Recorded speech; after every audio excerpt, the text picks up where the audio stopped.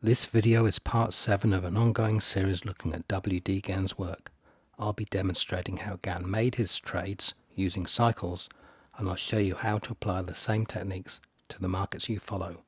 Please subscribe to get notified of when new videos come out. In this video, I'll be showing you the setup Gann used to predict the 1929 stock market top. Gann predicted it in his book Tunnel Through the Air.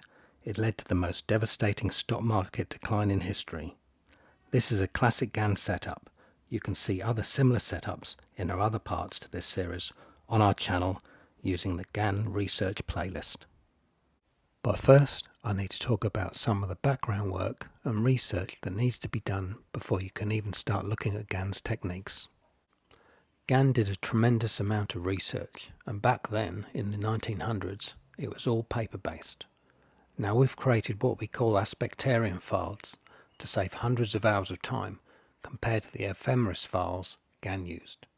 Let's take a look at what Gann had to do. This is an Ephemeris. It's what Gann used. It shows where the planets are on any given day. There are symbols along the top heading row which represent the planets. Now you need to know which symbol is for which planet, and depending on the source, there can be more than one symbol for one planet. On row 1, there are other symbols. These are the signs. Unlike the planet symbols, there can be multiple symbols for one sign, depending on the source. Now, many of these names will be familiar to a lot of people, but remember, we're talking about mundane astrology, which is how planets affect everyday things, such as business conditions and, of course, the stock market. There are 12 signs, and as there are 360 degrees in a circle, each sign is 30 degrees. Now you need to know where each sign starts. So if we go back to the Ephemeris file, you can see, for example, Jupiter is in Aquarius, and it's at 12 degrees 56 minutes. Now when it gets to 60 minutes, it'll go around to 13 degrees. Now you can round up or down. For this work either is fine, but in this case let's round up and call it 13. So Aquarius starts at 300, so that will be 313 degrees. Another example is Neptune. Neptune is in Cancer, and Cancer starts at 90 degrees. Plus 2, that's 92 degrees. So that's where the signs start, and that's where the planets are on the 1st of August 1902. With Gann's work, it's the relationships or angles between the planets, that is, the number of degrees they are apart, is what's important. Or, of course, when they are at the same degree. If the planets are at the same degree, it's called a conjunction, or the planets are conjunct.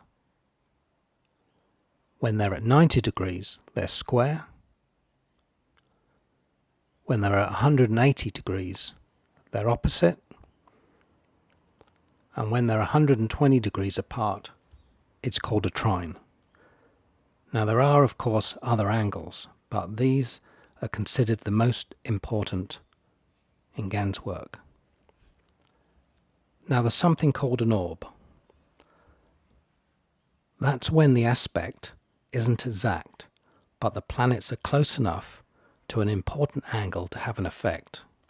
Now I've found that about a 6-degree orb works well. It's wide enough so you don't miss anything, but not too wide to give too much information and combinations to look at.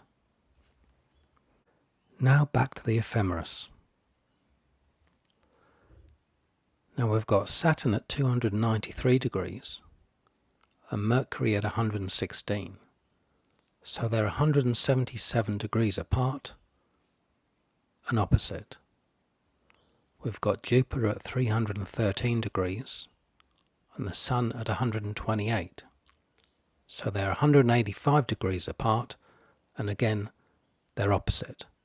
And both those examples, they're within that 6-degree orb.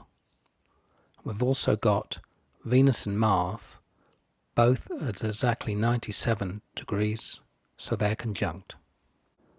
The planets are moving all the time, of course, and some planets are faster than others. For slower moving planet combinations like Saturn and Jupiter, you may only need to calculate their aspect a few times a month. For faster moving planet combinations, such as for Mercury, Venus and Mars, and especially if it's a combination with the Sun and Moon, you may need to calculate the aspects every few days. So there's a tremendous amount of work that needs to be done on this page alone before you even get to start to do the research to see if the aspects affect the market you're following. It's no wonder why most people don't research Gann's true work. Now, to save this huge amount of work, we've created what we call our Aspectarian files. All the aspect combinations have been worked out for you. In the first column we've got the date. Now I won't go into too much detail about the next two columns in this video, but NM stands for new moon, and when there's a new moon, there's an O in this column, and that's quite important in Gann's work. The next column is for retrograde motion, and we have the letter of the planet in this column if it's in retrograde motion, and here we've got Jupiter, Saturn and Uranus all in retrograde. And if we look down, we can see the U drop off, so Uranus goes direct here. Now looking across the file, we can see Venus and Neptune coming out of a conjunction, Venus and Mars conjunct, Jupiter Sun opposite, Jupiter Pluto in a trine, Saturn Mercury opposite, and if I scroll across to the right, we've got Uranus Pluto opposite, Neptune and Mars coming out of conjunction, and on the far right we've got all the moon combinations. And as the moon is fast moving, you can see the colours and important aspects changing every few days. You can use these files in a few ways.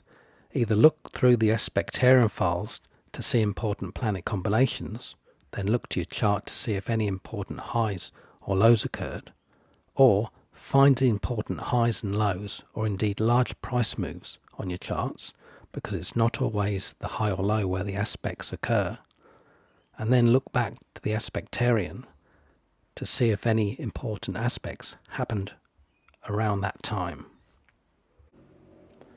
Gann would find important combinations for the different markets or individual instruments he followed, and then look to see when these aspects were going to occur again.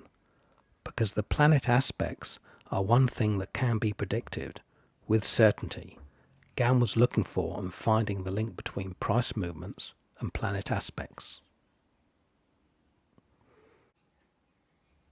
We have produced 130 years of Aspectarian data in multiple files. Older data is broken up into 30-year files and newer data in 10-year.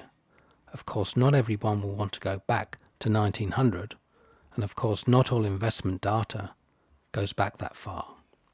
The Aspectarian files can be viewed online or downloaded into a secure viewer, and they're compatible with PC, Mac, iOS and Android devices. More information can be found on our website and online shop. Links are in the description. Now back to how WD Gann predicted the 1929 stock market top. Looking at our Geo-Aspectarian for the 3rd of September 1929, we can see we had a new moon. Now Venus-Uranus is just coming into a trine. Jupiter-Mars is a trine. Jupiter-Sun is squared. If I scroll to the right, we've got Uranus, Mars and Uranus, Mercury opposite. We have Mars, Mercury conjunct and Neptune, Moon conjunct and the Sun and Moon conjunct. Looking at a schematic of the aspects for the 3rd of September 1929, the key is there's a conjunction involving a trine. Now note that Venus is the next closest planet not involved in the setup. It is in a trine with Uranus, but it's not actually in the setup. Now if we look at the low on the 5th of October 1931, Venus is involved with the low, which also is a grand cross. This video is part of a multi-part series, so please subscribe for future updates, including Elliott Wave analysis. There are more articles covering, for example, the sunspot cycle on our website at elliottwaveasx.com, and more content is being added all the time. Thanks for watching. Links are in the description.